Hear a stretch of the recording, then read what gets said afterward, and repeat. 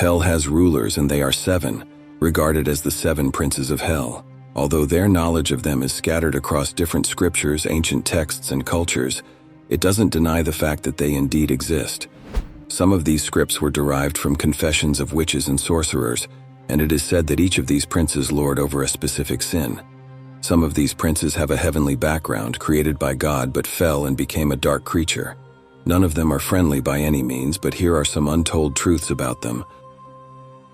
Lucifer, Lord of Pride. Lucifer means light-bearer, morning star, or bringer of light.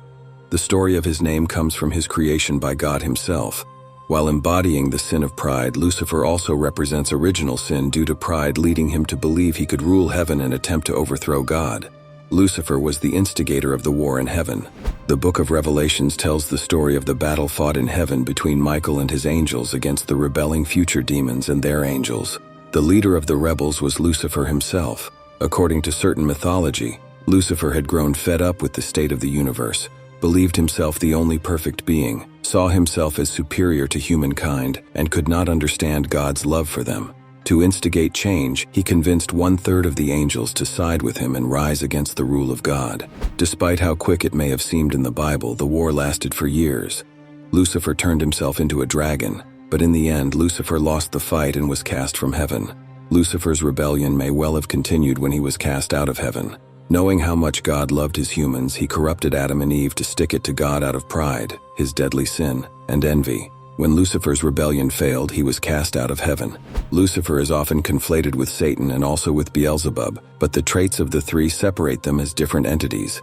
And in Lucifer's case, his name sets him up as one of the most interesting princes of hell, given the power he had before his failed rebellion in heaven.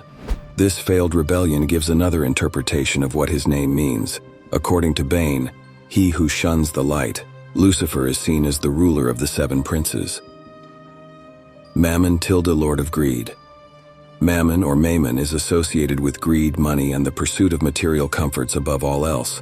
While some believed Mammon to be just a concept, Mammon in scripts and ancient text is an actual demon. While nothing explicitly says that Jesus had a specific rivalry with Mammon, it was the Christian Messiah who mentioned this particular prince by name in Matthew chapter 6 verse 24. You cannot serve both God and Mammon. The simplest interpretation is that Mammon is the figurehead of greed. God and Mammon, this division between masters showcases just how much power Mammon had over humanity. Asmodeus, Lord of Lust. Asmodeus is the prince who presides over the sin of lust. He has many interpretations and variations similar to his dark prince brethren, but most interpretations are in agreement about his relatively terrifying appearance. You may think the prince of lust would be something more lustful, but instead he appears as a creature with 3 heads. The first head is a bull, the second is a ram or sheep, and the third is a fire-breathing man. He has the foot of a goose and rides a dragon while sporting a lance with a flag. The myth about Asmodeus and King Solomon. The Talmud brings one of the best stories relating to one of the 7 princes of hell, and it occurs in the book of Tobit. It discusses the famous King Solomon who above all things asked God for wisdom. Wisdom or not, Solomon made a bit of an unwise decision with Asmodeus, known in the text by his Hebrew name Ashmedai. According to the story, Solomon needed some guidance in building the temple, so he took a rabbi's advice and bound some demons to find the instructions given by God. There are many versions of this story, but the most believed one is where he deposes Solomon and takes his place on the throne. This version is where Solomon is deposed. He so unwisely unbound the demon as a sort of challenge, at which point Asmodeus punted Solomon across the world, leaving Solomon with the unenviable task of returning to the throne and taking it, which he does in the end. Still though, for a while there, the temple was ruled by a prince of hell, which, jokingly speaking, would explain the 700 wives and 300 concubines. He is the Lord of Lust, so I won't be surprised if he married so much instead of Solomon. Asmodeus fell in love once. It may not seem like a prince of hell thing to fall in love, but if one was going to, surely it would be the prince of lust himself.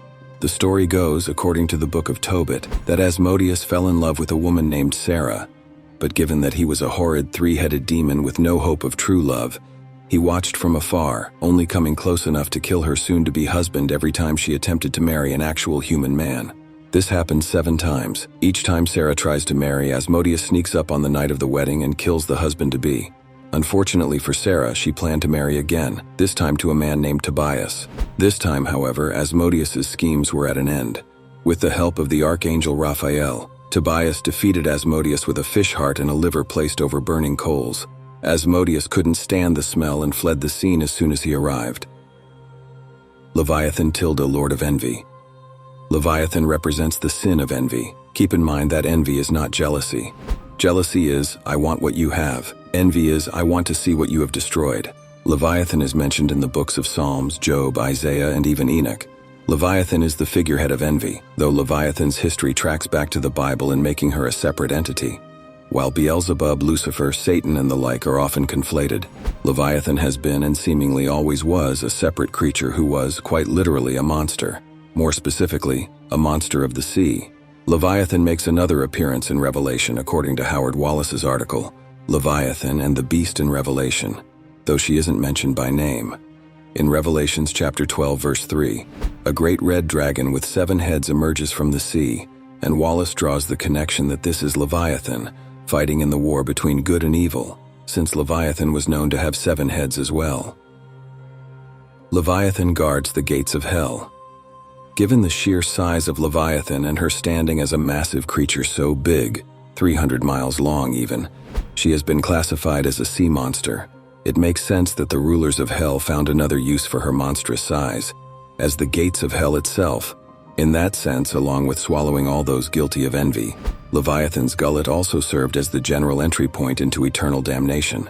St. Thomas Aquinas described Leviathan as the punisher of those who suffer from envy by swallowing them. Beelzebub tilde Lord of Gluttony. Beelzebub is often conflated with Baal, Satan, and Lucifer, along with the more standardized devil, but Beelzebub especially has a very specific connection to flies that Lucifer and Satan don't. Beelzebub is the one most often hailed as the Lord of the Flies. He is often depicted as a giant fly himself, though there are variants on his appearance including horns, tails, tall as a tower, goose feet, etc. However, it's the connection to flies that separates him from his contemporaries. He has complete power over flies on earth and uses them to ruin harvests. Beelzebub, like Leviathan, has been found in numerous world religions. Beelzebub is considered to be associated closely with Lucifer, with one main difference. Beelzebub has no set territory and is free to roam wherever he pleases. Beelzebub is commonly described as placed high in hell's hierarchy and is considered to be second only to Lucifer. Satan tilde Lord of Wrath. Satan is considered to be the Lord of Wrath and a major symbol of propaganda against witchcraft. All sorcery is associated with Satan. Satan is by far the most popular of the 7 princes of hell, associated with the devil in general, and appears in most spiritual texts. He was supposedly the primary opponent of Jesus in the battle for humanity, but Satan was so prevalent in the realm of man that his name became a common noun. He appears in most spiritual texts. He is often associated with rebellion, temptations, heart-hardening, and misguiding. He hates humans and wants to destroy them. He is commonly known as the accuser of the brethren and intimate enemy. He always wants to show God that men are not worth his love, mercy, grace, and forgiveness. Belphegor tilde Lord of Sloth. Represents deceit, laziness, and manipulation. He is very cunning and seduces his followers. Belphegor is a demon who helps people make discoveries. He seduces people by suggesting to them ingenious inventions that will make them rich, stagnating that which could not be accredited to itself. Belphegor has a strange taste in sacrifices. He accepts nothing but human excrement as a sacrifice, not blood nor flesh or even worship, but excrement. It was seen in a discovery about Belphegor that one pays homage to him on a toilet. Funny, isn't it? No more shitting in peace, it's now an offering of excrement. While Belphegor was assigned to the crime of sloth, his actual abilities go much deeper than being depicted seated on a toilet. The whole notion of him being slothful comes from his being inventive enough to create devices to do the work for him, and by extension by tricking humans into doing the work and then claiming credit for himself. So in a sense, his sloth gave way to ingenuity, and one of his tricks as a deceitful being is his ability to take whatever form is most beneficial for him in the moment. He is a shapeshifter. He would mostly appear in any form just to get his job done. I'm sure you found this video valuable and entertaining. Please like this video and subscribe to this channel. Stay tuned for our next video. God bless you.